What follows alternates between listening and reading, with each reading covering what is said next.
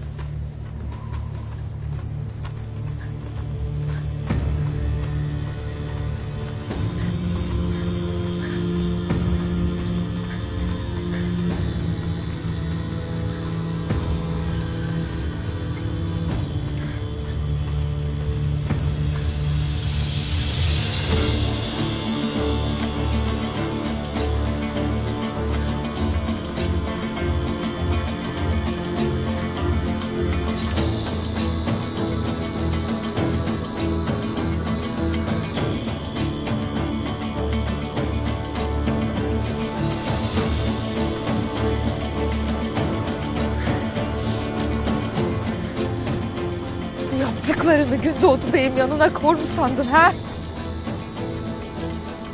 Gündoğdu'm bir gün daha görür mü sanırsın?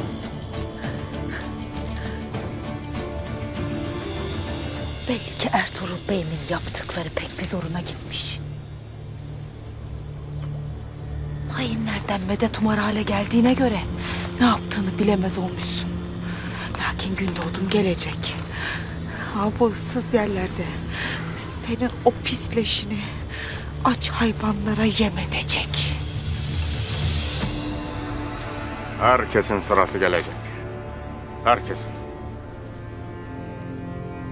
Önce Gündoğdu, sonra Ertuğrul ölecek. Ama hepsinden önce sen öleceksin.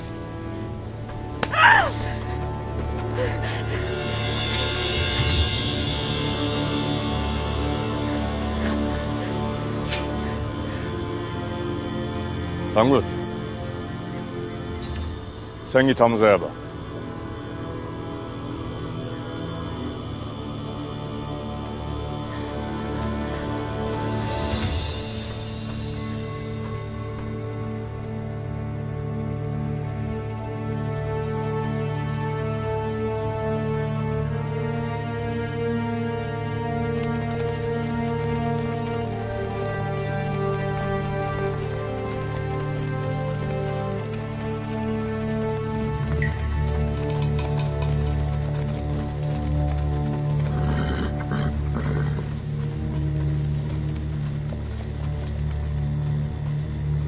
Dinleyin beni.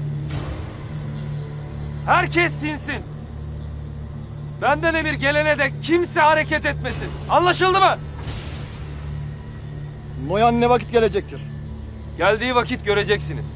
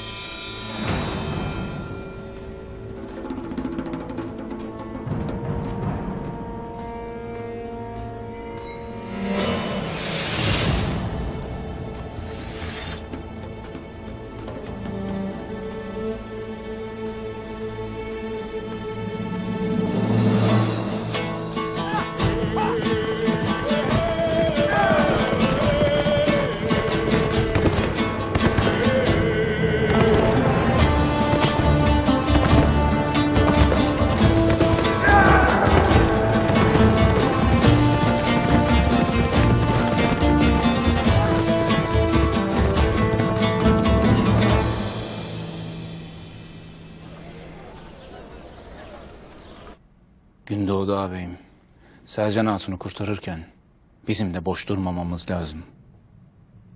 Biz de